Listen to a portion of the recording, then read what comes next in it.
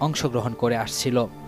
এবছরও আগের নিয়মে ইজতেমা করার কথা থাকলেও একে অপরের সাথে বারবারই সংঘর্ষে জড়ায়, যা দেশ ও বিদেশে মুসলিমদের এই বৃহৎ সম্মেলন সম্পর্কে নেতিবাচক বার্তা ছড়াচ্ছে।